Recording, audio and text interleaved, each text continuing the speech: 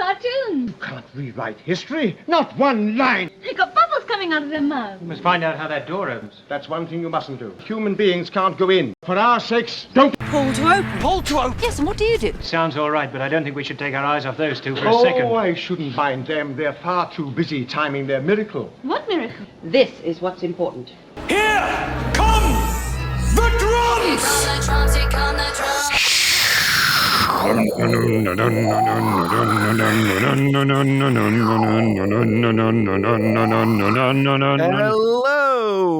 and welcome to Pull to Open, an ongoing quest to rewrite every line of history. No, to watch every story in the Doctor Who televisual canon in random order. My name is randomly Chris Taylor. And I am concretely Pete Paschal. Every week, Chris and I make a little history ourselves by discussing a story from the collected works of Doctor Who. And for the past couple of weeks, it's been all about history. Changing history, not changing history, playing a lot of dress up when you go back in history, all those things. But before we get into where in history we are today, Chris, would you mind bringing the listeners up to speed on our journey so far? I do not mind at all. Previously on Pull to Open, 3 stories ago, we were at a story where the Doctor was sacrificed. It was Gallifreyan sacrifice in Arc of Infinity. 2 stories ago, we were looking at the evolution of a species and whether one should interfere in that evolution as they become humans, whether they could change things in full circle. So I know it's funny the way you began the pitch to full circle. It actually sounds very close to evolution of the Daleks. Yeah, I just realized. Goodness. There was a lot of evolution in full circle, and there was a lot of attempted interference in human affairs last week in the Time Meddler, which was not the first Hartnell we've done. We've done most recently we went to Marco Polo. We've done plenty of Hartnell. Pure historical. We'd done the Censorites back in season 1, but this was the Time Meddler, and it was, of course, about, guess what, meddling in time, and establishes the fact that you can, which we noted at the time was very much in opposition to what we thought was said in the Aztecs, the Hartnell era historical, one of the first historicals. And there was a lot of discussion about those 2 different models, the Aztecs versus the Time Meddlers. So where did the randomizer take us next, Pete? I believe it's taken us to season 1, serial 6, the Aztecs. The mother freaking Aztecs. We are here. We apparently we did a human sacrifice on the steps of Pull to Open, and the Sun God rewarded us with exactly the story that we needed to go to continue discussing this foundational thing in Doctor Who of, can you rewrite history? Can you change it? Is it changeable?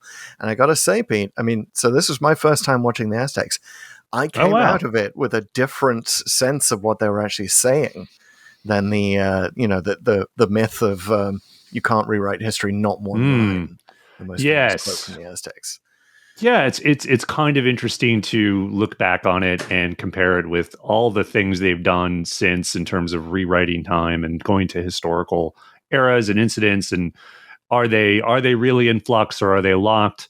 Well, we're going to get to all that great discussion on the Aztecs, but first, everyone, we got the Pull to Open Pulse Loop coming up. However, if you would like to cut to all that commentary on the Aztecs, you can, of course, check the time code in the podcast app. Just check the notes on the podcast you're listening to. It'll be right there, very prominent. Go to this time code to go to the commentary on the Aztecs. If you're on YouTube, just scroll down a bit. It's going to be in the notes there too. But you're not going to want to do that. You won't, because you're going to miss the pulse loop. We've got an all-new emoji challenge. We have results from our latest poll on what listeners thought of Full Circle. That's in Poll to Open. Hey. And of course, we got a YouTube comment of the week that identifies what might be the best classic Who story to introduce new Who fans to the old series. That was, of course, one of our side trips recently, where we picked 5 of the best episodes we think New Who fans can start with in the classic era. So you're gonna miss all that if you just cut right to the commentary. It's all coming up. It's all coming up. It's like going in straight the to the center of the tomb, rather than going through all of the interesting parts in the outside. Indiana Jones doesn't go just straight to the center. No, he never does. And you know what? We're not even going to make our listeners carve a pulley out of some wood or something like that. We're just going to open up this tomb. That's right. This loop. And we always, of course, want to open it up by, hey, listeners, reminding you that the best way to support Pull to Open is, of course, to leave a review in the podcast app you are using right now, especially Apple Podcasts. That's a great one. Reviews, certainly those 5-star reviews especially, will help make the show visible to more listeners, especially people eager for great discussion of Doctor Who. And really, the only way to better show your appreciation for this here podcast is to share Pull to Open with a friend. Just go ahead. Crack open, and honestly, I like the whole thing of like random friend. We're a random podcast, randomly going through Doctor Who. Go ahead, fire up your contact list, randomly select someone, and then just fire the podcast over. Hey, thought you might like this. I don't know. Do you like Doctor Who? Go ahead, check it out. Just do it. If you have like a lot of friends you've watched through Who with, and you've maybe watched all of the episodes of Who with different friends, maybe just use our codex and random.org as we do at the end of the show. Find a story randomly in your Doctor Who history. Think back to who you watched that story with. Send them the podcast. Send them on our random journey with you. And hey, I just wanted to add to that. Reviews. I know, let's talk about the word reviews. When we talk about you leaving a review, you're like, whoa, hold on there, Shakespeare. I don't have the time. You guys do reviews in like 2-hour-long dissections of stories. I ain't got time for that. Ain't nobody got time for that. But no, you can just do an emoji. A single emoji, 2 emojis, 3 emojis. If you want to do something clever and creative, you can make it a Doctor Who title of a Doctor Who story, and we will then use that. It's really, really hella efficient work here, because you're reviewing us, you're giving us something for our Whomoji challenge, which is coming up. And this is the part of the program where I present myself as human sacrifice. Nice. And the listeners appreciate it, and so do the gods. And right. I think those might be the same thing, come to think of it. Yes. You're gods to us. All you listening gods out there. Yes, it is time for the Whomoji Challenge. Oh, boy. The contestant today is, of course, Mr. Chris Taylor. The perfect victim. Gets the perfect victim for this Whomoji Challenge. And it's going to be a quick one. So I'm just going to check with the victim. Are you ready, sir? Is it a heart emoji, a knife emoji, and a drop of blood emoji? It's not. It's not even an eclipse emoji, but it's a quick one because it's one emoji. Okay. A single emoji. All right. And here it is. Human ear. Oh, well then I'm feeling Capaldi, because that's got to be listen. It's listen. Nice. Yes. The perfect victim continues his almost perfect score. I think these are getting a little easy. I think we got to get one that's going to be like 10 emojis. Remember that time there was like 10 emojis, but most of them were cars? Yes. I think that ended up being Gridlock. Was that challenge? I forget. But you've basically aced the last 3 or 4. So I'm going to actually, let's put the call out right now. What you were saying there about reviews and leaving emojis. Someone do that. Someone get some challenging ones out there so that we can really sacrifice Chris in one of these future emoji challenges.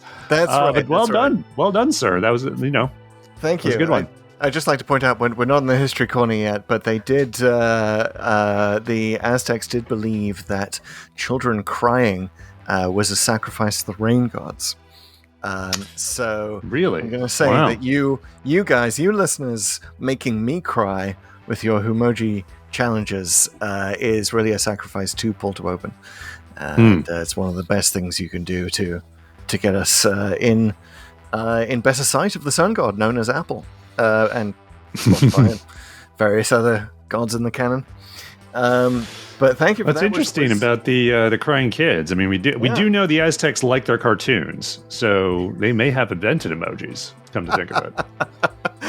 Emojis to make you cry. So that one, we should say that came from a TikTok comment? Oh, that's right. Yes, it came from one of our TikTok commenters with the handle Anurin. So thank you, Anurin. That was a good one. It just goes to show, like, these emoji challenges, they don't have to be particularly long. A single emoji, like if you have a certainly one-word title, could probably do ya. That's right. So go That's for it. right. It's funny because I've been waiting for it listen for a while. So I'm like, okay, well, that easy answer is gone. So they're only going to be hard ones going forward. I'm surprised it took us this long. I mean, we're a podcast. We're constantly talking about listening and listeners, particularly Spotify listeners. Hey, guys on Spotify, you know this, but in case you don't, there are even more ways to interact with the show on Spotify. You can, of course, rate the show and the episode of the show, which is to say pull to open, in your mobile app. But in addition to that, every week you get your voice about the story we're talking about. So in the poll feature, we ask you, the listener, what you thought of the story we were talking about. So this week it's the Aztecs. Yep, that's right. Just go right there below our beautiful faces. Just pull that thing up there, pull it to open, and you'll find a poll on what you think of the Aztecs. And you can give it your own rating. Now, our rating system has 6 ratings. We're going to explain all those at the end of the show and maybe a little bit here. But you can pick one of those for your own. I can give a write-in rating. You go ahead, guys. Like basically, we've slowly expanded our rating system over time. So feel free to give your own write-in rating. But we have some results from one of our recent podcasts, and it's from Full Circle. That's right. And these results don't close. We should say these are the results so far. Oh, that's right. So you can keep voting. Yeah. You can vote on Full Circle if you think that this result is outrageous. So go for it. And you might, because here it's coming right at you. Okay, so the listeners have spoken, the listening gods, and they have decided that Full Circle is a professor hater with a full half of the vote. Wow, yes. Like roughly 50%. Your candidate was Professor Hater, so congratulations. My candidate was the Lady Cassandra, which is to say it was a paper-thin plot but looked very pretty, and was well moisturized. She only got 17% of the vote, roughly the same as the Daleks and the Ogrons, so kind of a three-way tie for second place there. So I'm going to say it, listeners, go back to the Full Circle podcast, please, and vote early and often for Lady Cassandra, because I really think that she'd make a better leader for the world of Full Circle, for the world of Aziris, than Professor Hater. He really he's not going to be happy there in his tweed jacket. It's way too warm. Totally. Too jungle-like. But yeah, the Dalek, the rating we have for a good episode of Doctor Who, did get a showing, so some people really did like Adric's debut here and the kickoff of the East-based trilogy. But no Viscount bangers. No one thought it was one of the best of the best, which, sounds about right. Yeah. There's not a lot of Full Circle fan clubs out there. Although I think there should be fan clubs devoted entirely to the geometric names of Doctor Who stories, which, if you've not been following us recently, we went from, Flatline, Arc of Infinity, Full Circle. The line, the arc, and the circle. That's right. And there are no Doctor Who titles with square in them, although that could have come next. Yet. Yes. Is there anything coming up? There's the Giggle, the Star Beast, and Wild Blue Yonder. No geometry in any of that. I'm a TARDIS fan, so I really want to see an episode or a story titled The Round Things. Yes. In which we finally find what the round things are for. Well, we've seen that. They hide the brandy. Well, yeah, they hide various things, but what are they all for? Why so many, Doctor? Is it just people who have type 40s, kind of like they need lots of closet space, lots of cupboards? Maybe lots of brandy. Maybe different spirits. In more ways than one. There's a whole club behind that main TARDIS control room. It's just the chill room. All right. All right. So we are not just on Spotify, we're also on YouTube, which is a great place to leave your emoji title in which to torture me. You can see us, you can see our Easter eggs in the background, you can see that Pete, appropriate to the Aztecs, has sacrificed a Dalek and stuck its head on a pole there. I think we have the Hartnell poster is back. Yep. Yep. I can see some tie-dye poking out. But check it out. Got the original TARDIS crew. We got Susan in there somewhere. Yeah, we had our first B-roll last week, our first actual video from the location of the Time Meddlers' ruined abbey. So go check that out. That's definitely a very YouTube-y kind of thing. And of course, hit that bell icon for notifications for whenever we post something new. If you, like me, can't wait for your Saturday morning pull to open dose, check that, smash that button. And I believe we have a YouTube comment from Loris Tyrrell from Game of Thrones. Right. Wow, it's good to hear from him again. Handle the Smoke Gunner. So this commenter has something to say about our podcast on the best classic adventures for New Who fans, where we picked up what we thought were the top 5, at least from the stories that we have done so far in the podcast. And Loris says, as someone who grew up with New Who, the Seventh Doctor's era was what got me into Classic Who. I think Ace is the most reminiscent of New Who companions, and the stories are all pretty short, and the pacing is good. I'd recommend Remembrance of the Daleks for anyone wanting to get into the Classic era. Great comment. I really like this. I really appreciate it because he's wrong. He's not wrong. That Remembrance of the Daleks would probably have made our list had we done it for the podcast. Yes. Or we just haven't done it yet. When we revise that list, as I'm sure we will do, it may make it in. I've been wanting to get to Remembrance of the Daleks, honestly, because I've been wanting McCoy to have a better showing than he's had. Well, that's the thing. We've done so little McCoy. I think we've only done Battlefield. Am I wrong? Yep. You're not wrong. Yeah. You're not wrong. So maybe you could say the randomizer is saving the best for last. But yeah, in our podcast on Dalek, we talked about Remembrance of the Daleks being the first time you see a vaporized skeleton. As well as the first time you see it go up the stairs. Yes, exactly. So, it don't get enough respect, really, Remembrance of the Daleks. And it'd be good to see it again and judge whether it is indeed a good introduction. It certainly, who doesn't like Ace? Who doesn't like a teen pyromaniac rebel? Well, that's the other great thing about this comment. It really highlights Ace, and she was very much. He's right again, and he's exactly right. She's not quite a template for New Who, but it was like, it was the late 80s and the old screaming assistant stereotype, which I think that's kind of a bit of an erroneous stereotype in the sense that I think, some of the older companions, like particularly Sarah Jane and others went beyond it. But I mean, it was certainly always there. And then Ace completely subverts it. But in addition to that, like Sophie Aldred and the way that she was written and what they, of course, went on to do in the New Adventures and stuff, they really peeled back the layers of that type of character. And it's good that a lot of that is on screen, too. I mean, I know you haven't seen a lot of the McCoy era, but like the final season when they do stuff like the Curse of Fenric and these other adventures, Survival even, sort of you kind of get that three-dimensionality to the character. And that's why I think a lot of people think of her as one of the best companions, if not the best companion of the classic era.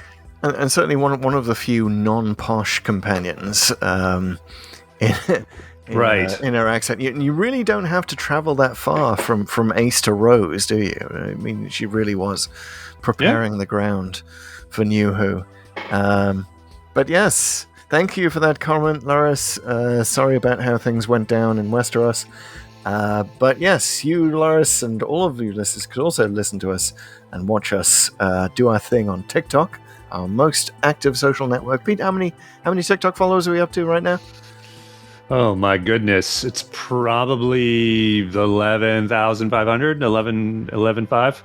11,500, exactly the number of sacrifices that Aztecs performed per year. According to some sources in that realm. Thank you, TikTok users. Yeah, we're not going to sacrifice you if you follow us. That wasn't just dark humor. Yeah, no, You've done some no, it's- research. Yeah. We are gonna get deep into human sacrifice in a Okay. minute, folks.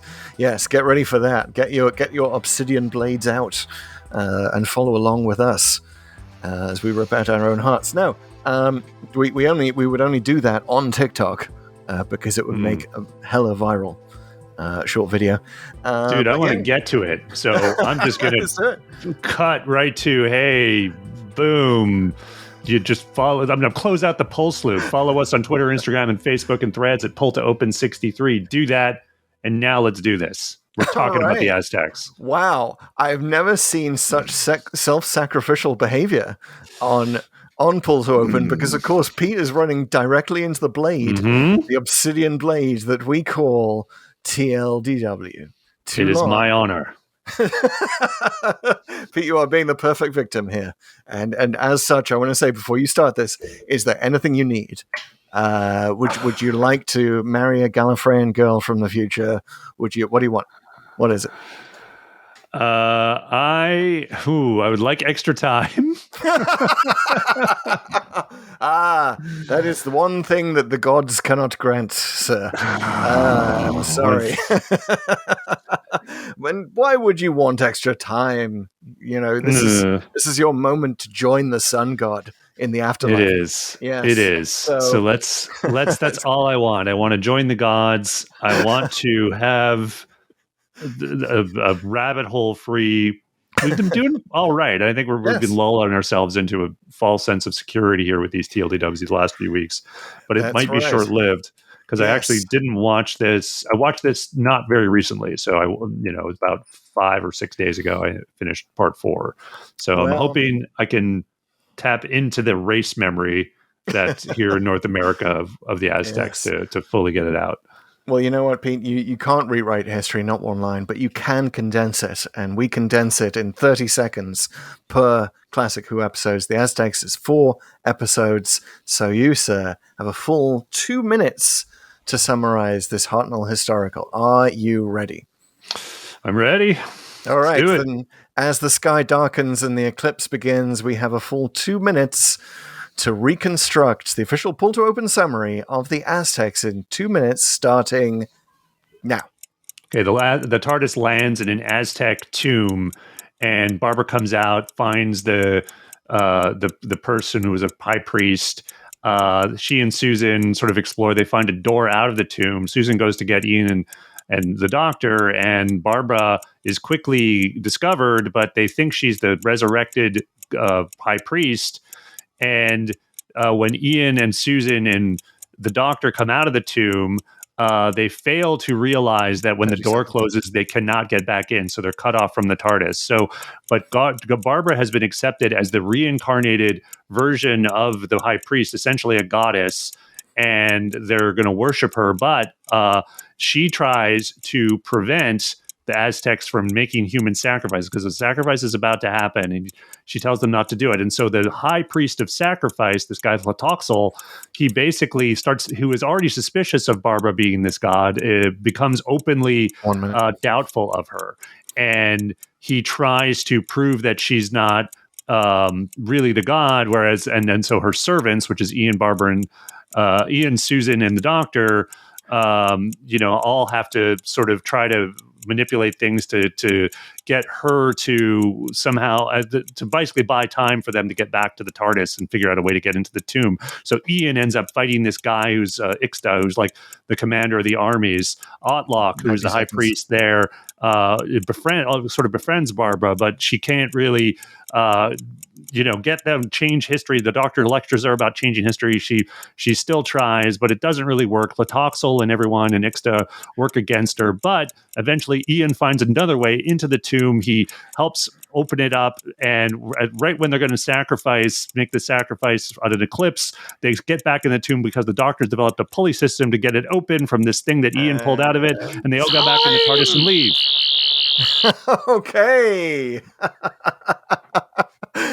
All right, a very good summary of the first episode of the Aztecs.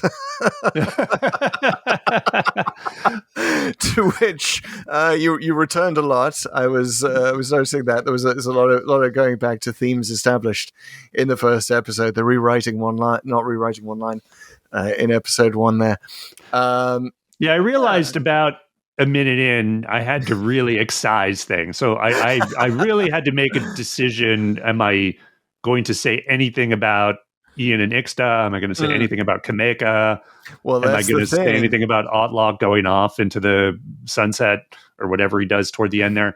Otlock and I had to throw virtually all of it out. I basically made a call to say a little bit about Ixta and then just cut to them leaving. Yes, you had to cut out what I think is in many ways the beating heart, the beating red heart of the Aztecs, and the thing that most surprised me, the romance between the Doctor and his fiancée. Right. I did not know that the Doctor had a fiancée. Did he ever say this to River at any point? Did he? Yeah, no. Centuries before River's song, centuries before Rose, he was flirting in various parts of history, and we made a comment about that last time in the Time Meddler. Yeah, with I forget her name, Edith. Edith, yes, who was one of the villagers who seems to be a little bit taken with the Doctor, and here it's full on. You've got Kameka just really wants him. Yeah. And essentially proposes to him, or kind of gets him to inadvertently propose to her by spilling cocoa beans, which is not only used as currency, but also a method of proposing someone, which is sort of, given that they use as currency, this is a bit like, you're proposing to your date in a restaurant by like just whacking out a bunch of $100 bills and be like, hey babe, you like the look of those? Plenty more where they came from. So, it seems a little basic, but you know what? The real surprise is, and I'm still sort of having a hard time absorbing this, the Doctor's into it. Like she basically forces him into it, but he is so into it, and you know what? It's the Aztecs. It's season 1. William Hartnell has not been ground to death by the job yet. He looks spry. Right. He looks young. He does. And healthy and handsome.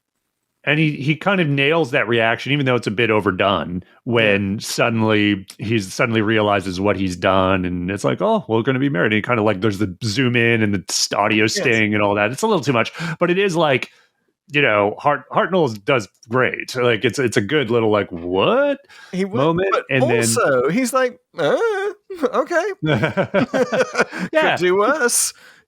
He kind of goes with it.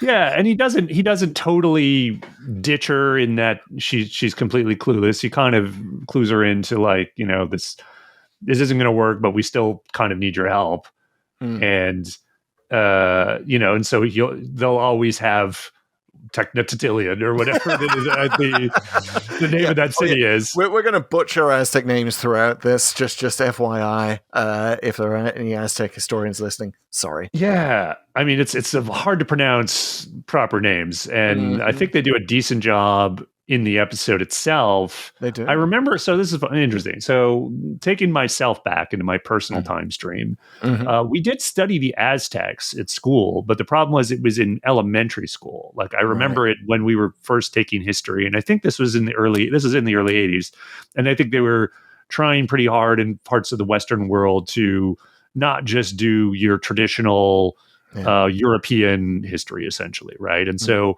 we'd spend a good chunk of time, I think it was 5th grade, something like that, like on the Aztecs. Yeah. And, I learned a lot about the human sacrifice and can say there are some accuracies here, at least to my recollection. Yeah. I know you've done more research for this particular podcast, but like things like the costumes that Ian and Ixta are wearing, that's very accurate. Like, as I remember learning about like, one of the ways the Aztecs were such formidable warriors was that they would wear armor, whereas like other tribes in the Mexican heat would just be bare skinned and, just kind of easy pickings. So the costumes, again, we could go on and on about the costumes, but are amazing. And one of the best things about the Aztecs, which you might know. You might have seen, as a Doctor Who fan, having looked into the show's history, you might have seen pictures of the Aztecs without having seen the Aztecs. Well, I'm here to tell you, I'm also here to tell myself of a week ago that, wow, the script really holds up. And it really holds up in a modern context, right? So, background, of course, this is John Lucarotti, who we first encountered in Marco Polo, doing the first historical, and making sure that it was not European history, right? And he's now 2 for 2. His second historical, and again, not European history. And he'd been on vacation to Mexico, like he was really personally fascinated by the Aztecs, and he wrote this actually while Marco Polo was in production. But he nailed it. Like, he nailed not only, a lot of the details, even like the size of the sort of the small stone on which people were sacrificed, the fact that it's like coffee table sized, 100% accurate. I think Barbara's costume has been criticized as being anachronistic. That's fine, but not really Lucarotti's problem. But what Lucarotti's script really does is amazing. It doesn't, like, the Aztecs are not like a unified single whole people, right? There is debate. There's the debate of knowledge versus superstition, right? Represented by those two priests, by Ortlock and Toloxel. That dude with the mouth thing, and the two giant feathers coming out of his shoulders, who's playing extra evil, but sort of like, it's one of the interesting aspects of the script. Like, he's right. Barbara's a fake. And from his point of view, it's perfectly right to poison her. So you've got these sort of knotty, thorny moral issues all over the place. And the Doctor loses. Yeah. It is the first example in Doctor Who history of, like, the show is going to surprise you. Everything goes wrong for everyone here, with the arguable exception of Ian, and only because he's pretty damn violent in this.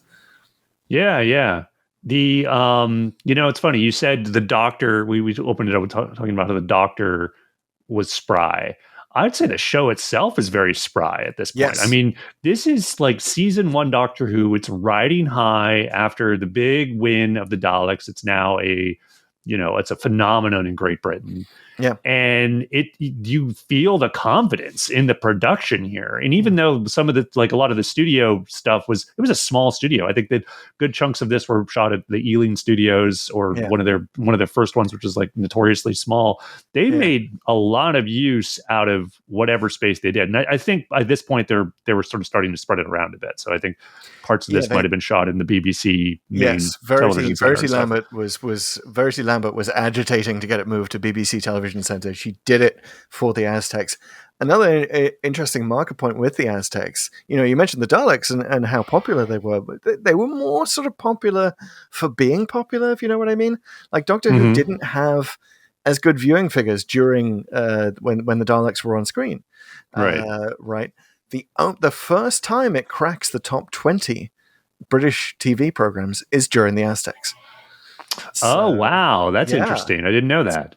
It's not only riding high; it's paying off. It's definitely not petering out. In other words, it's not like, the Daleks were great, and now we're just kind of like whatever. Like, but they're people keep tuning in and again, with quality scripts like this, you can see why. This is a very confident script.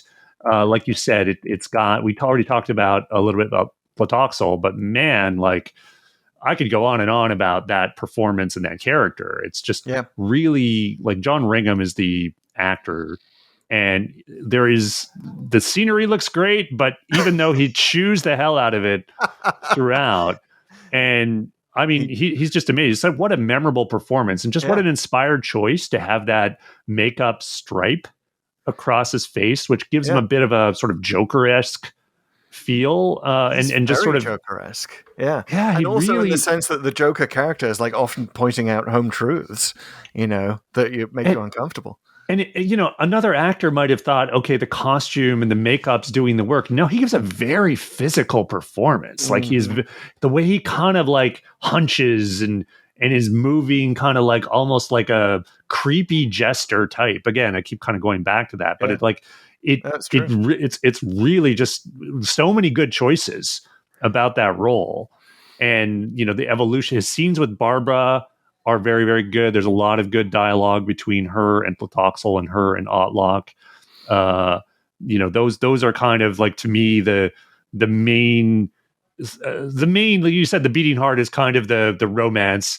And I think you're being obviously a little bit figurative. Like, to me, the heart of this is like, Barbara's moral dilemma. Yeah. And her slowly kind of coming away from what I would somewhat, I know this sounds a little derisive, but it's a bit of an ivory tower perspective of a history teacher, that she kind of comes in and thinking like, oh, as this goddess, I can make a couple of decisions at the top and possibly like really improve things.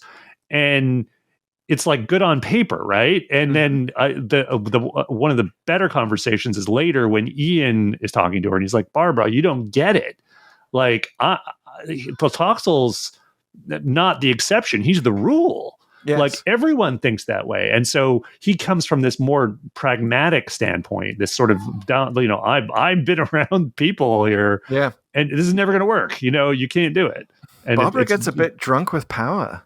And it's such a good I can't think of a better there can't be any better story for Barbara, right? And certainly in every outing we've seen for her so far, she has not reached her full potential, but here she is front and center. She is a god, and really takes command of it. And you're absolutely right that those scenes of her with to Latoxel, with that dude, with the bad dude, with the Joker. I'm just going to call him Joker from now on. With Orlok, like the nice guy, the guy who has all the knowledge. She's manipulating him, in a very Machiavellian way, and it's extraordinary. It's definitely a case of too much. A little of her knowledge, which is like what she has about Aztec history. She's, a high school teacher who's done segments on it. Like, she doesn't fully know Aztec history, and here she is in the middle of it, and it's a little knowledge is a dangerous thing. She thinks she can change things, which, by the way, we'll get to whether she can or can't, and what if the evil plot has succeeded, because I think we'll both probably agree that this is the evil plot is hers. Right. But the mental sort of the mental chess between her and Platoxel is really just great to watch. I do think her decision to simply take her mask off to him, in a sense, like saying essentially like, I'm a fake. Yeah. But don't dare challenge me or I'll destroy you. That feels like a tactical mistake. And I don't think it's a bad choice for the script, because I think she thinks that she's reacting and she's tired of the game. But I also feel like that just made him more determined than ever. Yeah, I mean, take her down. Barbara is really blundering around in a very 20th century way. And it's kind of interesting when you consider this as in the concept of colonial, post-colonial, right? It's actually Barbara who has the colonial attitude here, even though she's trying to be all enlightened and like, let's end human sacrifice. And part of what the Doctor is saying, this is why I have a slightly different take on the not one line, changing history line. The Doctor is actually saying you shouldn't change this. Like, this is a deep part of their culture. In fact, human sacrifice was a deep part of all Mesoamerican culture. We can get that in the history corner whenever you like, but he's right. Like, you shouldn't interfere. You shouldn't come in as the colonial and think that you know best. So even though she thinks she's doing the right thing as a humanitarian, she's actually being quite blundering. So yeah, I love that she makes these mistakes in the script. I think it really works. Before we get to the corner, I'm anxious to get to the corner here for sure. I've definitely got a little bit. I might set up a little folding chair in your corner for a bit there. But let's talk a little bit about the setup and some of the good choices and some of the questionable ones. So they come to the tomb, and I think they sort of believably all come out of the tomb without realizing that they can't get back in. It's a nice little plot device that. It's just like, well, you just can't do it. It's just designed that could only be open from the inside. So that's like, oh my God, like, what are they going to do? Are they going? And they're going to figure out something. But separating the TARDIS team from the TARDIS, it's obviously a necessary thing in so many adventures and goes sort of all the way to the most recent ones. Like you can think about Capaldi, right? Like Oxygen is a good example where, it just happens all the time. You just have to, because otherwise they have a sanctuary. And so they're in real peril. They were doing it a lot in season 1, though. I will say that, even from the first episode. We saw it in Marco Polo. The TARDIS itself gets stolen. We saw it in the Sensorites. Right. Take the key. Lock. Yes, they take the lock out. Yeah, literally just cutting it out like the intergalactic vandals. It's hilarious. But it's an interesting. But you know what? The script kind of it does exactly what a script should do. It's every point you're like, okay, I buy this. Okay, I buy that, Barbara suddenly appearing from out of this tomb that only opens from the inside means that they would naturally think that she's got it. Like that seems a legitimate, logical decision. It's not presented as a funny thing at all. And also, you're completely distracted from the fact that you're not seeing a lot of Aztec society here, really, but you feel like you are, which is amazing. And one thing you're not thinking of is, where's the Emperor? Right, exactly. Like, where's Montezuma or whomever? Yeah, Montezuma. Depending on various dating controversies about there is a dating controversy you would be glad to know about the Aztecs. If it's in the 1500s, if it's in the later iterations of when the Aztecs might be set, then it would be Montezuma II, the one who presided over the downfall under Cortez. So, but you don't think about you're just like, oh, it's natural that like Barbara's facing off against these two priests. And one of them's the knowledge dude, and one of them's the tradition dude, and you get it. Yeah, and it just feels natural. You don't think about the power structure other than that. So one thing, just to bring it back to the tomb, I think when Ian gets in there and then comes out again, but he's got way too much confidence in that strip of material or whatever it is, that tapestry that he sort of strings under the door. I felt like that was a little like, okay, you're seriously not going to prop that up on something? Like, dude, like, what are you doing? Mm-hmm. And I guess he sort of also might be thinking, I can just go back to the garden, and they try to, right, if they ever need to get back in again. But that's a lot of things on, your complications you're giving yourself by simply not doing that thing of the simple, like, let's just prop it open with something. Yeah. So I felt that was a kind of a blunder. Ian's a bit lunk-headed in this, isn't he? It's interesting. Like he's really much smarter in other, and I guess he's smart here in the way that he applies the thumb to the warrior. Well, let's talk about that for a second, because you're right. Ian here is a little off. It's like he's more plot device than character in various places. He's sort of put up against Ixta because, again, he's the action guy. Ixta is the general or the commander or whatever. And the first of all, let's talk about the nerve pinch or whatever it is. Like the thumb. It's very Vulcan. Yeah, it's totally. It obviously just happened before Star Trek, but it is like, what the hell was that? Like, you're kind of like, oh, was that ever a thing that people would have a thumb, or like they're like it was a nerve thing people could pinch, and that was some kind of urban legend, or I don't know. Like it's just it's so weird and out of nowhere. You know what it feels like? It's like when you look at the stage fighting in the Aztecs, which you got to admit is not really up to snuff. You kind of wonder if like the thumb thing, the nerve pinch thing, was just sort of thrown into stage fighting to kind of be like, okay, if you get exhausted from these not very convincing moves that you're doing, just end the fight with a nerve pinch thing, and you'll believe.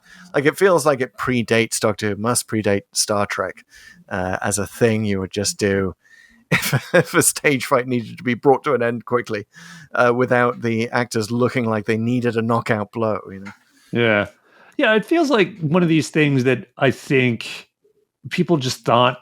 I don't know if they really loved this, like about fighting, where there were weak spots on the human body, which there are. I mean, I have no question, but it's like, it's the kind of thing where it's usually much more serious than like simply knocking the person. Like if you would say like karate chop someone in the throat, for example, like that's kind of like, oh yeah, you'd probably kill them like right away. if with enough force, but that's not a thing you just want to casually throw out there like I can do, unless it's you literally want to kill the guy. So I think there might have been like some thought about that, but it's like it's why would he never use that again? Certainly later when they're actually fighting, like even within this story, like I don't.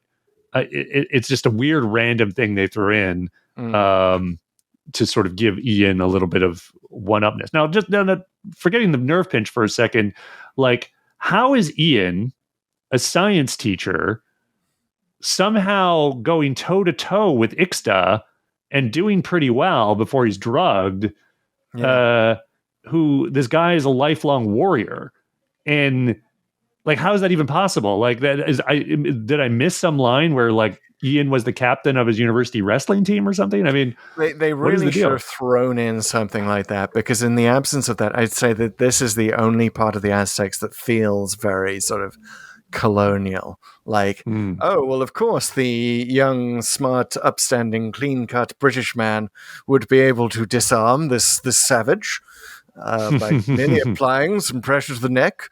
It's got that sort of arrogance to it, and it's not great, and which is sort of a shame, because the rest of the narratives is like it feels so progressive, and that actually I want to talk about the whole TARDIS team before we move into the Easter corner. We should mention Susan. Yeah, Carol Ann Ford was basically on vacation for half of the Aztecs, and you know what? The Aztecs does not suffer because of it. She's she's packed off to a seminary to learn Aztec lore. And these are scenes that they sort of inserted into those episodes so she could go off on vacation. And John Lucarotti basically just recycles a little bit of Marco Polo. Last time Susan was with a young woman who was betrothed to another man against her will. This time, it's Susan herself. And that's the peril that she's in. And it kind of works, and it gives her a good speech. Like, that's sort of Susan's best moment is like, no, I want to marry who I want to marry, damn it. I get the choice. I'm a human being. It's funny. Every time we go to a Hartnell episode, I feel like someone's sick or on vacation. For like, really is. I think if you actually inventoried the Hartnell episodes, it's probably like half of them have notable absences or cutscenes like these. It's funny just how they made it back then. They're doing it every single week, and the time between when the actors even got the script and when they were actually producing it and the time it was broadcast was really, really, really short. To the point where they were even still fixing certain episodes when the previous one was airing. It's so funny, and I guess it's a legacy of the fact they didn't think of them as discrete stories, right? They were just episode by episode. It was an episode of the week thing. Like, there was no such thing as the Aztecs. There was just differently named episodes. But if you were doing it today, and if you were thinking it as the Aztecs, then you might, for example, you might just drop off a companion, on a different planet before they go there, right? Invent some reason. Oh, they're stuck in the TARDIS. Oh, you see that's like that's like in Kinda, where Nyssa is just having a nap. Yeah. Throughout the episode. Exactly. It's like, okay, we're just going to do Tegan and Adric. Those are the only companions we need in this one. Yep, that works. That was old school. All right. So that's in Barbara and Susan. So is it time? Is it time to enter the corner? Let us enter the Pull to Open History Corner with Chris Taylor. So I was, as a certified historian, don't try this at home. Actually, do try this at home, but just be careful about your sources. I was concerned about the image presented in the Aztecs because, not knowing much about the Aztecs beyond the fact that they were annihilated by Cortez, the conquistadors, one of the earliest and most horrific examples of European colonization of the Americas. I was suspicious because I'm like, well, how do we know that the Aztecs were into human sacrifice? But maybe this was just the Spanish justifying their conquest after the fact. Well, as it turns out, not only do we have we discovered in 2015, researchers in Mexico City excavated a tower, a new section of a tower that we know existed in the Aztec capital that was underneath Mexico City. Tower of Skulls. We now have more than 600 surviving examples of Aztec skulls. And we also have children's skulls. We have examples of child sacrifice. One interesting thing that we see in the bodies of these children that were recovered is that they were in pain, man. They were in pain anyway. They had abscesses in their teeth. They had, broken bones and things. They were kind of basically made to cry. They were not happy children. Whether it's horrible. By accident or design, and that was, part of why they were sacrificed to the rain god and made to cry as much as possible during these ceremonies. So Lucarotti was really sanitizing a lot of these Aztec cemeteries. So we it's a little bit close to the bone that they get as close to the bone, if you will, in the Aztecs in Doctor Who. But yeah, it was brutal. But you've got there's actually a short documentary. I watched this on the DVD, and there's a short documentary. It looks like it was made for something else entirely. And it's sort of like the Cliff's Notes version of the Aztecs and Cortez. But they describe Cortez being sort of taken to Montezuma's temple, or asking to go in and see, what it's like, and with maybe some plans to convert them to Christianity. And then just being utterly horrified by just how much blood, and like it's just all the walls are like stained red in sort of the main chamber or whatever, because of just the constant, sacrifices one after the other. And he and his conquistadors also did experience human cannibalism, which was a smaller part, but still a part of the culture at the time. And we've been lots of historical debates about why was this the case, but there is no doubt that the Aztecs performed thousands of human sacrifices, and it was probably exaggerated not just by the Spanish but also by the Aztecs themselves as a way of holding their enemies at bay, because as you know, if you dug into it, Cortez would not have succeeded without allies. He had native allies who also hated the Aztecs and wanted to get rid of them. So he had a ready-made mercenary army. It's like I alluded to earlier. Like the Aztecs themselves were conquerors. They were formidable warriors, and they ousted everyone else in their immediate sphere of influence or subjugated them. So and they're roughly contemporaneous with the Tudors. Which is interesting, roughly for about the same time as the Tudors were on the throne of England. The Aztecs were present in Mesoamerica. I mean, it's they're much more new and up to date than you might think. Unless you think this is all just extraneous historical detail, it's all going to come around when we talk about what if the evil plot had succeeded, by the way, everyone. So stay tuned for that. So human sacrifice. Look, they had a different perspective, and their perspective was that we all carry little bits of the sun around inside us, and it's called the heart. And it was very much part of their culture and part of their religion and part of their cultural history that you did occasionally perform ritual human sacrifices, as other cultures have done in the past, as we know from the Bible. Certainly. Culture, Judeo-Christian culture, is not immune to human sacrifice. It's just a thing, and you do it to keep the universe in balance. You do it not just to appease the gods, but just because that's how things were done. And the Aztecs had these legends, which, I'm going to say the word penis and pull to open for the first time, and hopefully the last, because that is Quetzalcoatl, the god that Cortez was thought to be, literally brought humanity forth, or gave life to human beings via a wound in his penis. Via the blood from his penis. So there was so much blood. I was fine with the penis, the word. Now I'm a little not okay with it. But anyway, go on.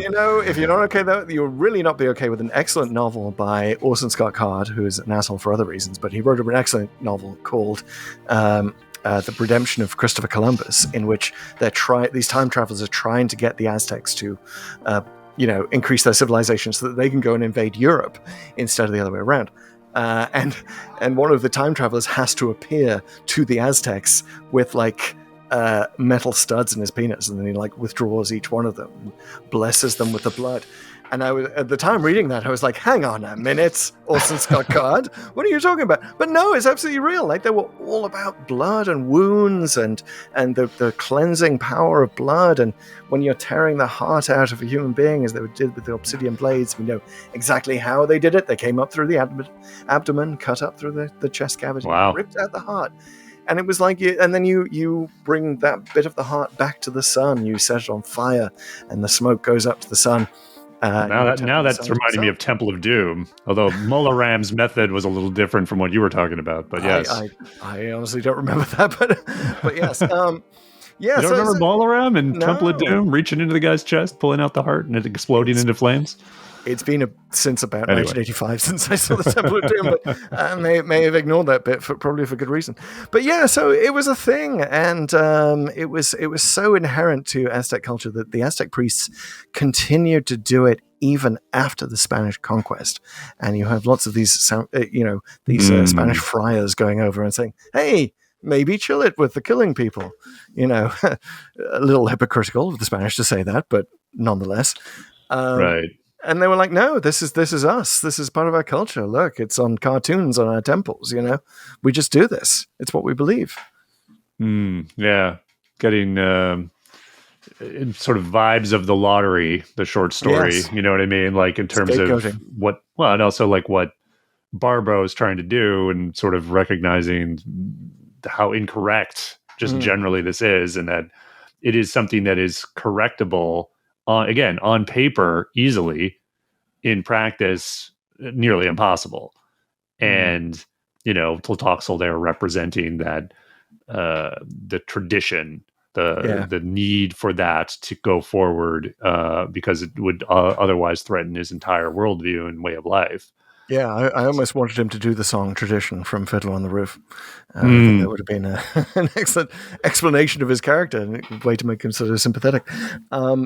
But yeah, so it's really accurate. I love that Lucarotti put in the script the bit where the victim, Barbara basically saves the first victim, and the victim's like, "No, screw you." Did not like that. I'm supposed to die. This is supposed to be a glorious death. By the way, most of the sacrifices were people that they captured. From opposing cities in this weird thing called the Flower War, which is basically ritual combat, in which they agreed to just sort of go to war, but don't kill anyone, just take each other as prisoners, and then you can go off and sacrifice some of them. Wow. Yeah, right? I'm just going to pull out yet another reference that sounds like, this is like Taste of Armageddon type Star Trek vibes there, where it's like, yeah, we don't. The war isn't the point. It's more like the suffering. Yep, the suffering and the ritual sacrifice is the point, and it sort of enhances the power of the state, and it it ritualizes the gods, and you feel that everything is in order and everything is in balance. But you also, as they point out in the Aztecs, if you're that victim, you are venerated. You are the perfect victim. You get whatever you want, and it's quite an honor. And by the way, if you refused to be a sacrificial victim, they did exactly the same thing to you, only they were being mean to you while they did it. Instead of venerating you, they shouted insults at you as they cut your chest cavity open. So you might as well go with the flow. You might as well get the veneration. You're going to die anyway. Yeah, you talk about societal pressure. Damn. Right? Exactly. Whoa, peer pressure. Not only are we going to cut your heart out with a blade of obsidian, which is sharper than anything on Earth, that occurs naturally, we're also going to taunt you. Man, 15th century cancel culture was brutal. Absolutely. Yeah. We're going to tell the meanest jokes and post memes about you. Well, that was a robust history corner. I don't know. Yeah. Should we talk about the changing history corner a little bit?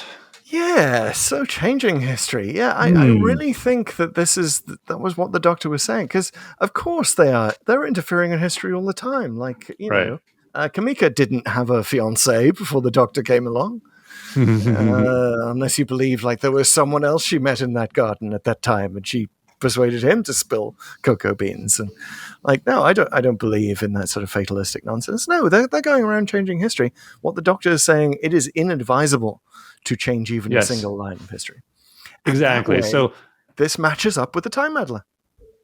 Yeah, exactly. There's less here about the science of not changing history, if you will. I mean, science in quotes, than you might remember. And sort of it. In other words, I think a lot of people might have backread into the Aztecs, including me, a bit more about like, oh, this is history simply can't be changed, and we know this didn't happen because of X or Y, and sort of giving the impression that time is immutable once it's sort of in place. And but no, you're right. You're dead on. It's clear that what Hartnell's, if that were the case, Hartnell wouldn't be imploring Barbara not to do it, because she wouldn't be able to do it anyway. Exactly. So clearly she can. Like, she physically can. She can physically change history if she really tries. It's just really, really inadvisable. Like, just don't do it. Yeah. And they do have that sort of scene at the end where the Doctor tries to comfort her when she realizes that basically he was right. And he's like, "Oh, it's okay." And he has the sort of the most bland comfort, which is like, "Oh, well, you kind of helped one man," by which I think he means Ortlock, right? Yeah, Ortlock, the priest of knowledge, who's basically just been driven into self-exile because he can't stand this nonsense that's going on around him. How did she help him? How is that helping? Yeah. It's too bad he doesn't really have a memorable moment. He does help them by essentially giving his possessions to, I think, Kameka to bribe someone to make sure they could rescue Susan. I think that's sort of what happens. And that's good, but it's not very visceral, right? He just kind of like hands this thing over and leaves. Yeah. You kind of want a better moment with Otlock. It's kind of too bad that he never quite, like, you don't see him go off in the sunset. You don't sort of feel good about what's happened to him. You just sort of get a little bit of comfort from the Doctor to Barbara, but again, it's pretty cold comfort at that point. Yeah, it's a shame. Yeah, it is a shame, but it sort of rewards repeat watching. I think the Aztecs does. Like, you go back and you see the subtlety of moments like that. The way that Ortlock, Keith Pyatt, really a very good Ortlock, and he kind of just brings this sort of brokenness to that scene. I think of like, oh yeah, I can't, like, I've been, and it's really Barbara's manipulation that's done it. So like, she's really done worse. The Doctor's comfort is no comfort at all, and I think that's sort of the Lucarotti's intention here. Really, really subtly good script in a lot of ways like that. Yeah, and I guess it's kind of like, if Otlock doesn't have some massive influential change in history, again, I think you can get philosophical with it and tend to agree with the Doctor and the fact that Otlock, if he's changed, he kind of, I might be overreading here, but it's a little bit echoey of the final lines in The Doctor Falls, where Capaldi is talking about, I'm doing this because it's right, and yes, everyone's kind of going to die anyway, but this is the right thing to do. And if that has happened to Otlock on some level, even if he doesn't, again, like, maybe you might feel like, oh, he should be able to, like, write his memoirs or something. Maybe that has some influence on this story. No, like, he's just a changed man, and that's enough, And again, it's a bit of, maybe a bit of an overread in terms of the philosophy, but I think that's kind of what they're getting at here, and like that can still be a triumph, even though it's just a minor sort of epiphany on one person. Well, Big Finish, if you're listening, we'd love to have the further adventures of Ortlock, in which he just sort of goes out into the wilderness and kind of has a nice time. He's like, hey, this is a pretty cool cabin I've just built out here in the woods. Kind of glad that I left the city. That human sacrifice was getting a bit weird. And then that's it. He just kind of chills out. 3 episodes of him fishing. And maybe he fishes up Adric's body or something. It's like, didn't the ship crash there around Mexico? Like, I don't know. He's like, oh, yeah, yes, the High Priest of Knowledge. And then he's possessed by the spirit of Adric. Okay, love this. There it is. There's your big finish. Call your agent. Yeah, love it. Ortlock and Adric, the team up you never thought you wanted.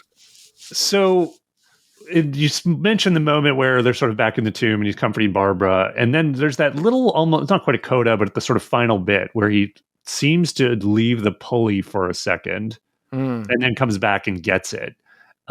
Because I think it's sort of like not huge or anything, but it is that sort of final little punctuation mark, that final little bit of frosting on the plot of changing history versus not changing history and like being responsible about it. I mean, it's kind of good. Not epic, but good. It's not epic, but good. It's a nice touch of like the Doctor deciding he shouldn't leave a wheel for the Aztecs because they didn't invent one. Now, or archaeologists rather, like, would probably more confuse future people. Like, wait a minute.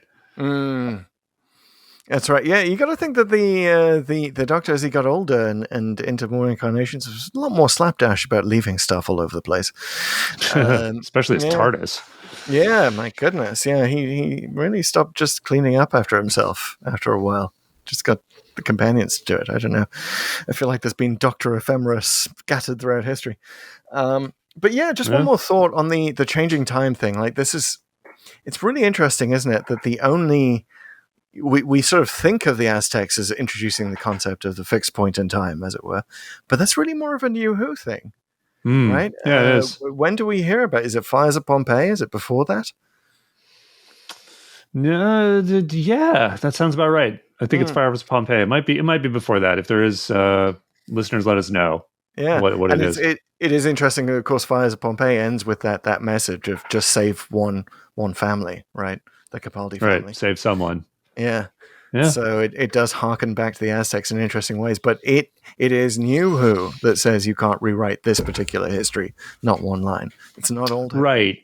And that fighting time itself, which, echoes all the way back to the waters of Mars, which we've done for the podcast. So that's a good sort of randomizer connection. In fact, why don't we go right to that randomizer connection by answering that very question, which is, of course, is the first question of the 4 questions to Doomsday. 4 questions to Doomsday were, of course, asked by all Aztec priests of their charges in seminaries. No, that was about the 5 sons. Anyway.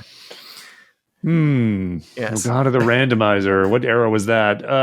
But that's what we have to talk about, which is, of course, the first question. Why did the randomizer take us here? Oh, my goodness. I mean, yeah, Moot, we've dealt with it. It's, God, we really, it took us from the Time Meddler to the Aztecs. It took us exactly where we needed to go, exactly where we were talking about going.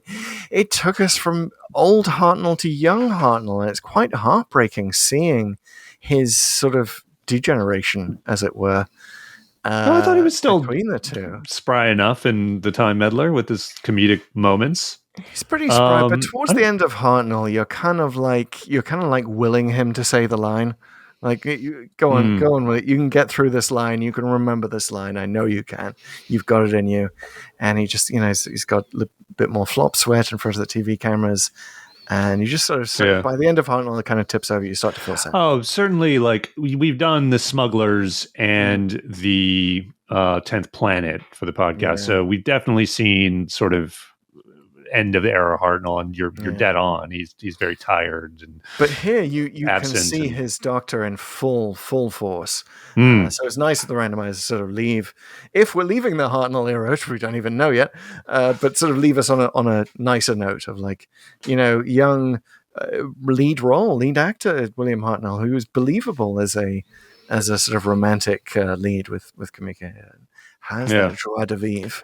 I mean, when we're talking about the Time Meddler, we even talked about the TARDIS team and talking about Stephen and Vicky vis-a-vis the original team. And here we are. This is like, boom, let's see the original. I love seeing this. It's definitely one of my favorite TARDIS teams, by the way. Like, the original, it's hard. It's really hard to beat this cast. Yeah, possibly with the exception of Susan, who was just, always kind of given short shrift. And, I think we sort of talked about this a lot with the Sensorites, that, that chronologically the next story after this, where she just doesn't come out of that looking very good.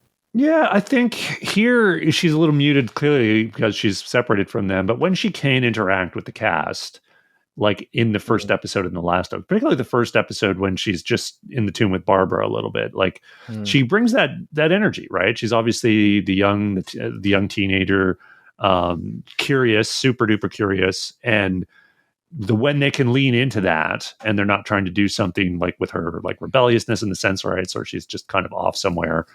Like here, I think it really works, and I think in what we've done so far, I think Marco Polo and Edge of Destruction. Sorry, not Edge of Destruction. What's the other one? Planet of Giants. That's the other one. Yeah. Tend to show her in a better light.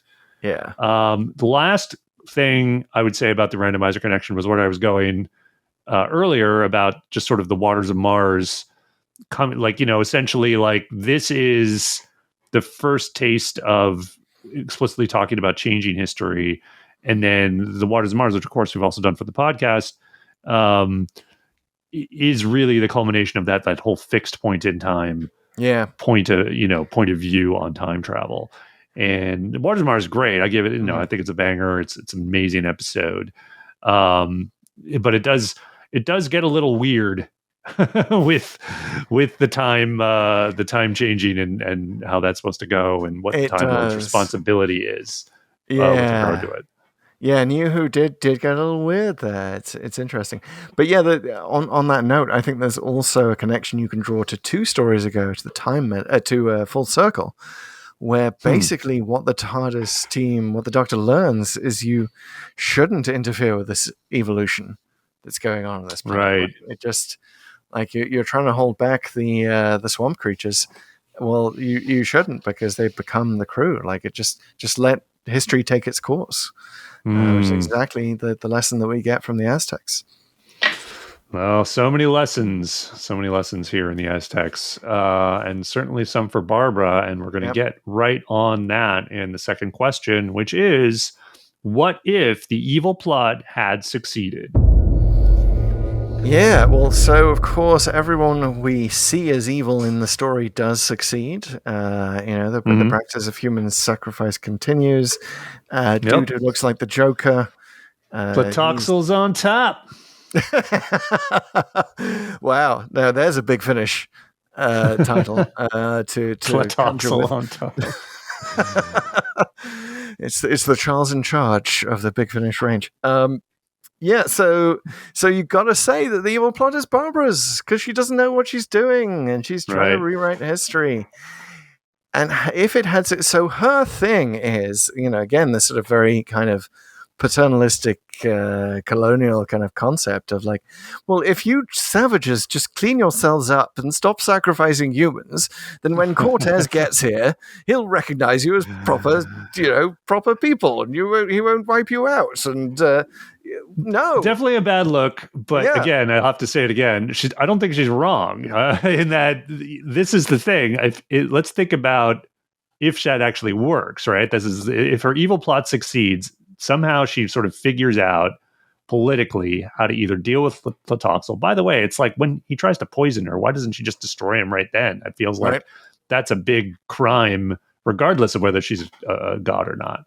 So say maybe that occurs to her. This is sort of how it could happen. Platoxel's executed. She then uses whatever knowledge and advice from Ian and whoever to run a more of a grassroots campaign against human sacrifice. It takes a while, but it works. And then maybe she leaves, maybe she doesn't, but the Spaniards show up and now the human sacrifice is gone. In other words, like it's basically like, oh, so now they presumably, again, this is sort of presumption on presumption on presumption, but say they don't destroy the Aztecs and instead form some kind of alliance. Right. And because of what we talked about in terms of the influence and just military might of the Aztec Empire, like, does that then become the foundation of Western civilization? Are they more formidable than even other colonial powers that come to North America? Would that be possible that Western society becomes more of like this Spanish Aztec alliance as a foundation? Quite possible. And certainly an alliance is not out of the question. You know, of course, the Aztecs did venerate Cortez, thought that he was Quetzalcoatl, a snake god, appropriately enough, since he did turn out to be a snake. But yeah, you know, of course, and the Spanish wanted gold, and the Aztecs could supply them with gold because they didn't care about gold. One of my favorite parts of this research was learning that the Aztecs literally called gold sun shit. You know, it was like just nasty stuff to them. They weren't into it. Just a worthless metal. Exactly. So if they just realized that they could make a lot of money out of the Spanish by selling them this worthless, literally shit, you know, they that could have formed a very profitable alliance. However, I'm going to say that that's probably not going to happen because Cortez was already allied with the other native tribes before he got there, and they had been fighting for, according to some accounts, centuries with the Aztecs. Like, they hated these guys, and so they were. It's almost like Cortez was being manipulated by his mercenaries, who way outnumbered him. Interesting. I wonder if that's kind of, is that like a controversial take? Was Cortez the puppet? Yes, of these other tribes. In a sense, yes. I mean, of course, you know, the Spanish end up on top kind of almost accidentally, in part because they bring over all their interesting European diseases. So, yeah, you know, Barbara, you're really not going to change history here. First of all, you're not going to extract human sacrifice from Aztec culture, from Mesoamerican culture. You're not going to do it. The Spanish couldn't do it by force. You're not going to do it by being nice, you know, relying on your librarian dude. Just not going to happen. I feel like history here, you know, unless you do what I was talking about in that great science fiction book, The Redemption of Christopher Columbus, unless you are like committed to the bit and you're like, I'm a god, here's what you got to do. You got to invade Europe. Right, let's reverse committed to the bit. Wow. Yes, by 1492, I want you on ships going to Spain. You know, wow. You could. Well, actually, it's funny you mentioned. Okay, so we actually forgot, or let's talk about it now. We didn't talk about the dating controversy. Yes, and in terms of when is this story exactly supposed to be? Because if they do, that's a really intriguing possibility. I love alternate history. So the whole idea of either like a Spanish Aztec alliance or some kind of barber-driven, inadvertently, invasion of Europe by the Aztecs, those would be great. Like, I'd love to see sort of parallel Earth where this happens. But it's a big question on when it happens. So Barbara says that Yetaxa, that the stuff on the priest in the tomb is from the early Aztec period, and she estimates, I think, something like 1430 or something like that was roughly when that person would have lived. So then a lot of people thought, okay, maybe it's 1430 or a little bit after, 1450 or something. But there's other issues with that, and I think it's basically. It has to be before the Spaniards come, right? But there's basically a school of thought that suggests maybe it's actually in the early 1500s, right? Which would be post Columbus, but pre the arrival of any of the conquistadors. Yeah, so I think the A History guides pin it at about 1507, right? And I don't know. Like, does it matter? I feel like, well, it does. Kind of. If it is 1507, then you do have to ask yourself the question: where the hell is Montezuma? Like, is he just being really struck down with Montezuma's revenge himself? Like, that's why he's off screen. He's been eating too many avocados and tomatoes. By the way, do you want to give a shout out to the Aztecs for avocados and tomatoes, which form about 50% of my diet? So thank you very much. Nice. Yeah. So anyway, so that's the dating controversy. it's I love all aspects of this, but one aspect of the possible alternate history of what if the evil plot succeeded here is like if Barbara does decide like the only way she can do this is invade Europe first, like she gets really maniacally into it. I love the idea that the TARDIS team is going to like peace out, leave Barbara there, like do what you will. Like she becomes the first TARDIS companion ejected because she got too maniacal. Man. Yeah. She got too into it. She got too close to the flame. That's right. It's what happens when you take a history teacher back in time. So the dating controversy may factor in our third question, which of course is, where is the Clara Splinter? Okay. Clara Oswald, of course, splintered in time. At the end of The Name of the Doctor, she is somewhere in every single Doctor Who story. Where is she in the Aztecs? Well, it's interesting, isn't it? Did you notice the moment in the Aztecs that was taken and used for The Name of the Doctor? Where the Doctor sort of... No, it's in there. Like, I think episode 2, maybe thereabouts. You know the bit where he's about to enter his Time 40 TARDIS, and in the beginning of The Name of the Doctor, and Clara says, like, no, don't take that one, take this one, it's busted. But that moment where he turns around and he's like, yes, what is it? That is taken from, like, his actual character was pulled out of the background of a scene in the Aztecs. So that is literally the William Hartnell that we're seeing there in that Clara scene. But where is she in Mexico itself? Where, well, I'm going to say that because all of this, like, as I mentioned, the Aztecs really sanitized how bad the human sacrifice was, and like the rivers of blood coming off the pyramids and right. the beating heart and all of this stuff. I'm going to say that Clara actually shows up a few years earlier, does the whole Barbara thing herself, which is kind of why they're all so ready for it, and just gets them to chill out a little bit on the human sacrifice. Like, just don't make it so bloody. Like, just or at least have a big army of like people with cleansers and like mops and stuff. Exactly. Just after you do it, like, guys, go ahead and sacrifice, but come on, like, get a cleaning crew here. Yeah, I'm going to introduce you to the concept of sanitation. It's going to be great work. The Aztecs were great communitarian workers. Like, they basically had a communist system. So, like, could get workers from anywhere for any reason. There were also a lot of slaves from, the Wars of the Flowers. So, yeah, you could absolutely do that. So maybe she's like saying, hey, let's cool it on the crying children as well, by the way. Let's cool it on the child sacrifice, because she would have to do all this to prevent the Doctor's hearts from being turned here, from the Doctor sort of going in the Barbara direction of like, oh crap, there are crying children now. Like, we literally know that the Doctor cannot resist a crying child. We know that from the Beast Below. So that's his kryptonite. Yeah, so I'm calling it. Clara did the Barbara act. She was a resurrected priestess years earlier. Comes out of the tomb, gets them to just tone it down just in time for the Doctor's visit. Either that, or she's keeping Montezuma distracted from this entire story. Oh, there you go. They're vacationing somewhere. Yes. So speaking of people taking breaks, basically Montezuma took a break from history. I like that.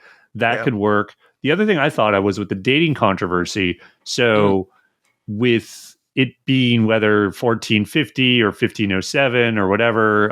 By the way, one of the things that doesn't align properly with the 1430-50 date is the eclipse. The eclipse, there's apparently an eclipse in Mexico towards the end of the 15th century, I think. So maybe that's another reason why it should be there. So if we want to set this in either the early 16th or late 15th, I think what Clara needs to be is a contemporary of Yetaxa, and essentially be her, it's a him, I guess, his fashion advisor. And that's like, no. You've got to wear stuff from the early period only. Yeah. And because all this new stuff is just lame and it's not befitting of a person of your status. So that when he's buried, presumably in, 1490 or something, that the they just have all this old stuff, so Barbara can't place the date. So Yes. that's how that works.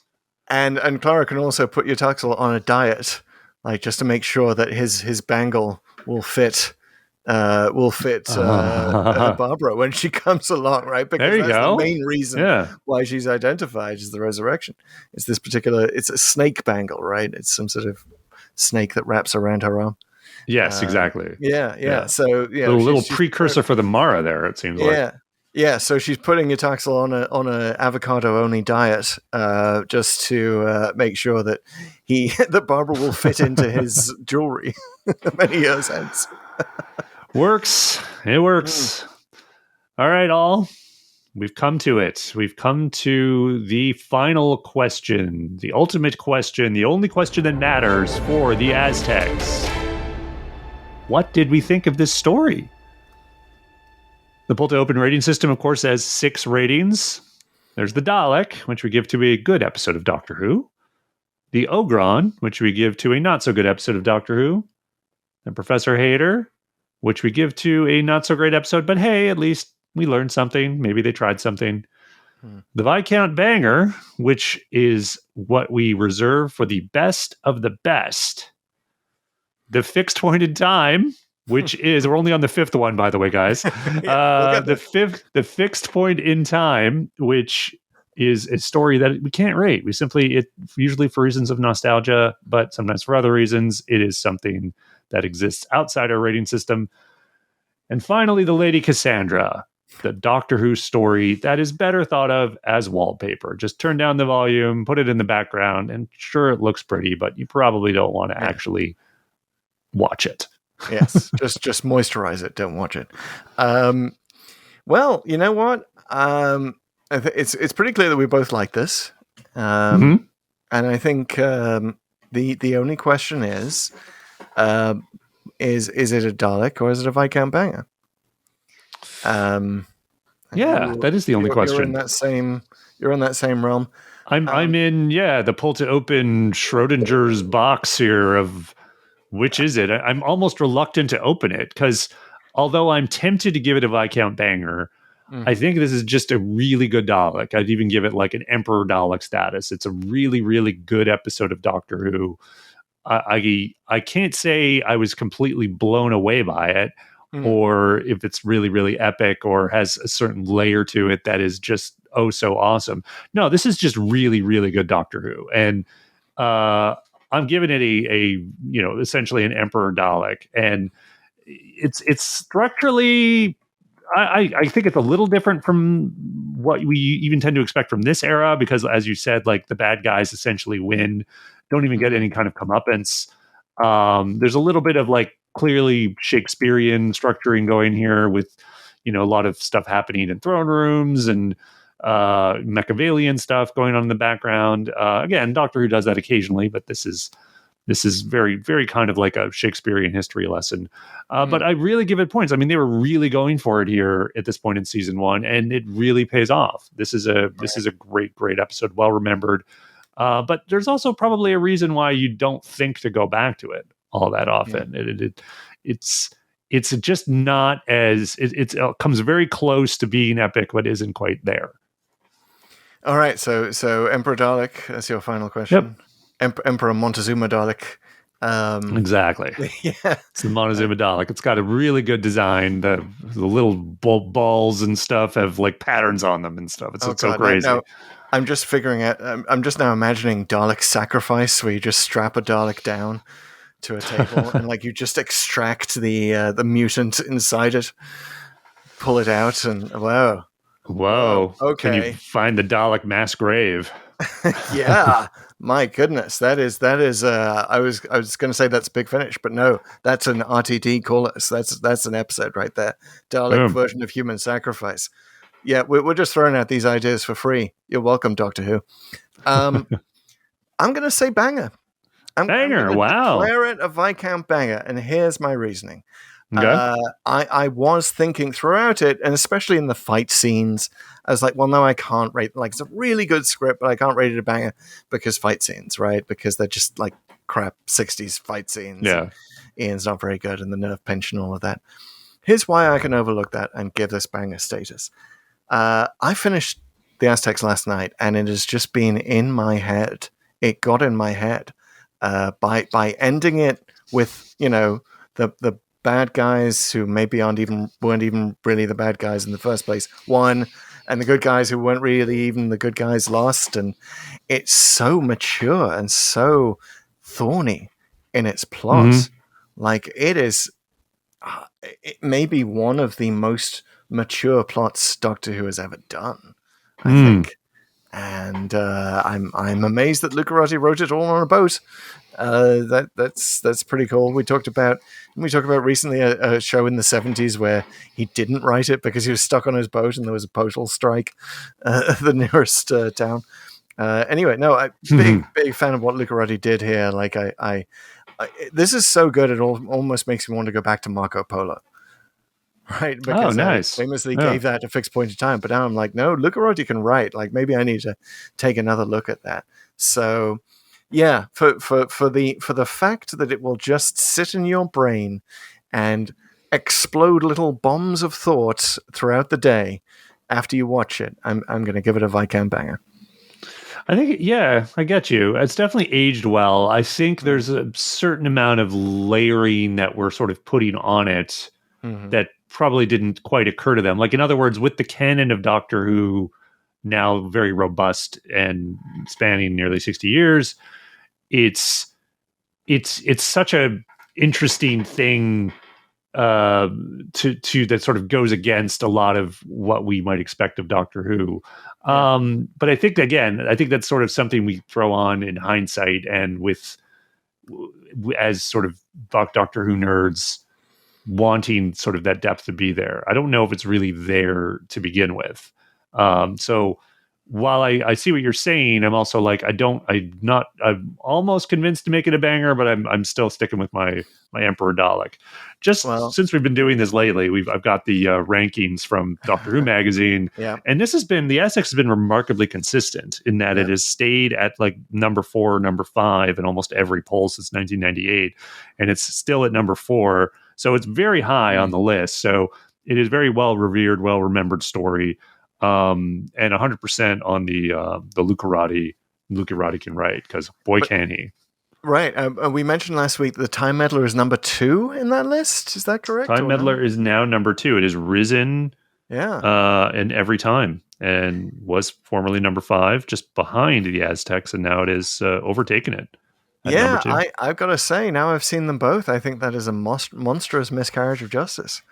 I think there's no question that the Aztecs is the better story, and the Time Meddler is good, but it's pretty basic, and it's got kind of crap Vikings in it. Like it doesn't have, it doesn't really respect the history of its own era the way that the Aztecs does. Honestly, for the costumes alone, it's better than the Time Meddler. I'll just punctuate saying what my kids thought of it. They really like the Aztecs. Like, it really got them. They really look forward to like seeing each night. We watched actually over 4 nights, so that was kind of fun too. With like that's definitely one episode per night. And even though it was a bit of a slow roll, like they were into the first episode, but they were drawn more into it with each subsequent episode, to the point where they were really looking forward to finishing the story. And they all really liked it. They liked the fighting. There was an interesting note that even the backdrops, so the matte painting sort of stuff that they did for the backdrops, which to us, I think is pretty obvious as Doctor Who fans and seeing that stuff, they couldn't quite tell. They didn't really see it until they watched the documentary sort of bit on the DVD. And so, like, they were so into the story that was being told that they were fooling themselves into thinking that it probably looked better than it really did, which I think is a really good testament to, again, a great episode of Doctor Who.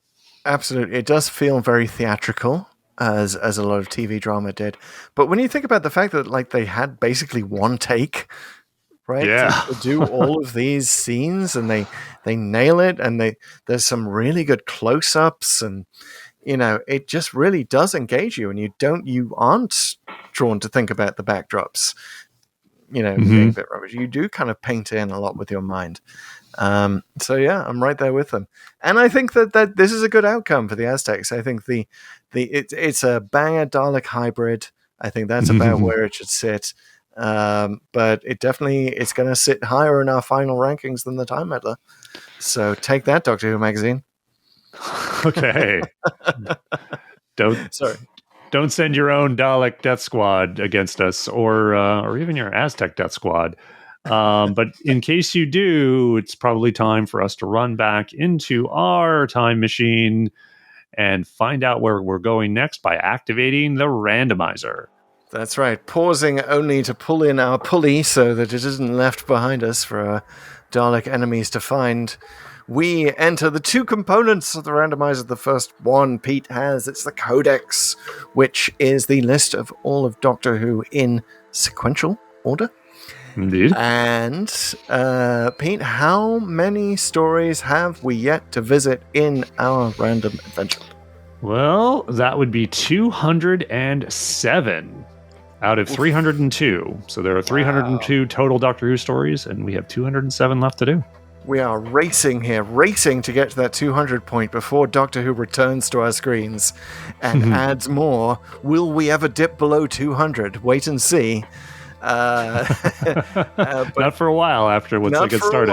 Not for a while. If we can get through just 7 more stories before whenever it is in November that we get the 60th anniversary first episode, Star Beast.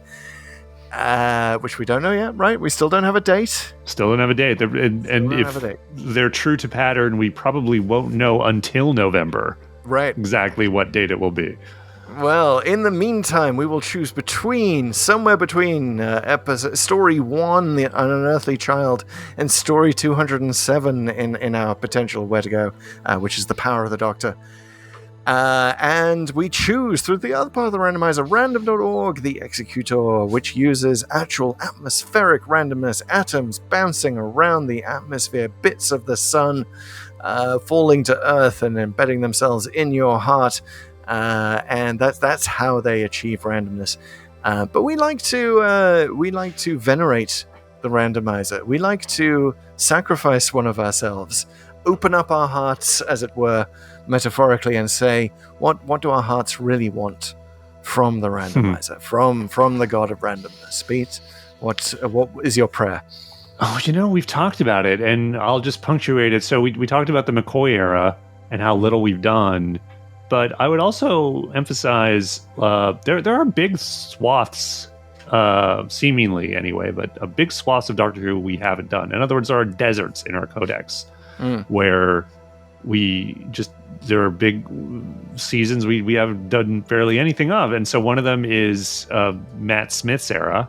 Even though Matt Smith has a lot of stories, so we've done a fair share of them, but there are a lot of stories that we haven't done there, and there's a big stretch from Victory of the Daleks to Curse of the Black Spot, which of course is our own curse.